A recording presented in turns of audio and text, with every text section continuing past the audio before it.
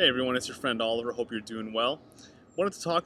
I wanted to talk to you today about solitude, and the reason I wanted to bring it up is because when I first hired my coach Hans Phillips, Hans is a ontological coach out of California. I asked him, "What's going to be the biggest challenge that I face?" And here I was. I thought that it's going to be the hard work of introspection, the hard work of spending more of my time trying to figure myself out and the direction that I wanted to take with my life and my value systems, etc., etc. What he actually said to me was the biggest challenge that you're going to face, that you're going to need to learn to accept, is that you're going to be very lonely.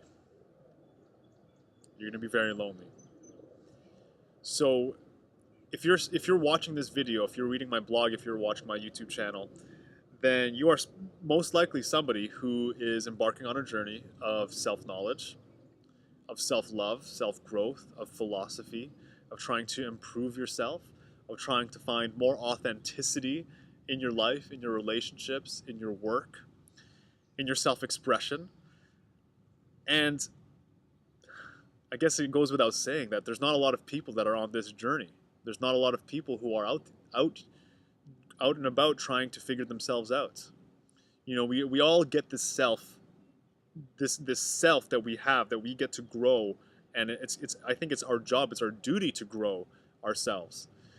Most of the people in your life around you might be completely distracted with just television, with programming, with games, with just always socializing, or just working really really hard, or just having so much noise with whatever it is in their life that they can't really stand still and kind of think about the direction that their life is headed, the decisions that they've made, how they've got here. Maybe they might not even know who they are anymore. They may have lost themselves. So if you are on this journey, I definitely commend you, and I kind of want to share the same message that Hans Phillips said to me, is that this journey is going to be lonely. It's going to be lonely. So get used to the solitude. And one way that I've worked on getting used to in terms of the solitude, because I used to be the guy who would entertain, who would be the spotlight. I'm a musician, I'm a singer, I'm an artist. I love networking, I love building relationships with people. I'm very interested in people. I love talking, and I'm that guy. I love to be the center of attention, and I'm telling you straight up, that is what I used to do. Now I'm at the point where I could be sitting in a social environment and I won't need the attention. I don't necessarily need the approval from outside of myself anymore. I don't need the external validation. I can sit there, I can listen, I can observe, I can ask questions, I can, just learn a lot just from being there. And I don't necessarily need to steal the thunder. So what did I do? There's a couple of things that I think you can do, but the first thing you should start with is going on a date with yourself. Because what do you do when you're trying to when you meet somebody new and that you're interested in and you might have feelings for? You go on a date. You get to know each other. Maybe you go for a walk, or you go for a hike, or you go out for a meal. You have a drink. You have some coffee. Maybe you go watch a movie.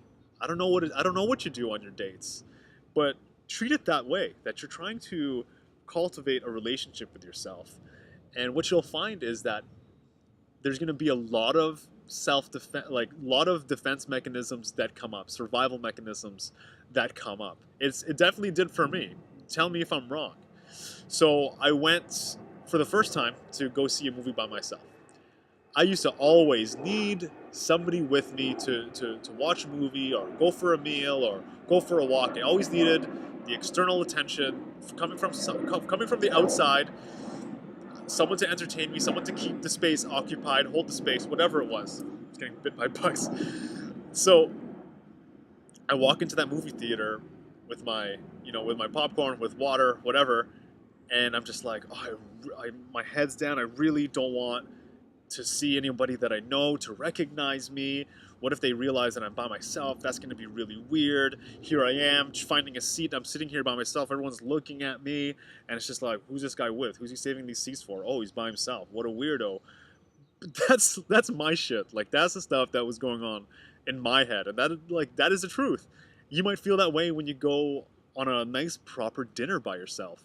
If you're not used to having meals by yourself, without the TV, without music, without the distractions, without reading while you're eating, fork in one hand, phone in the other hand, without doing that, just sitting there, being present, having the meal, you and your thoughts, or maybe sitting outside in a park like this with your journal, with a pen and paper, and just getting your thoughts down.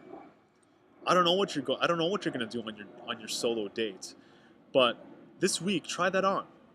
Block out 4 hours, 5 hours, 6 hours, one of these nights, one of these days, and spend some time with yourself.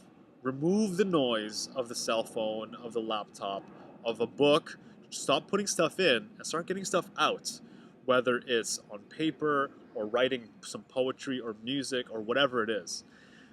Because this journey is lonely. There's not a lot of people who are out there seeking this type of self-awareness, or who are seeking authenticity. And you know what? That's their choice, and maybe they've never been exposed to, or exposed to any opportunities to do so.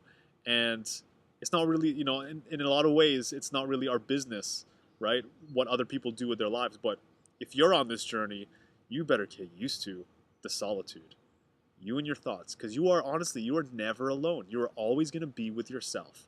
That internal dialogue, that conversation is always going to be happening. What you feel, what you think, what you say, what you do, every little thing you're always aware of and present and observing. So try on this week going on a solo date. Let me know how it goes, and I hope to talk to you soon. Thanks for watching.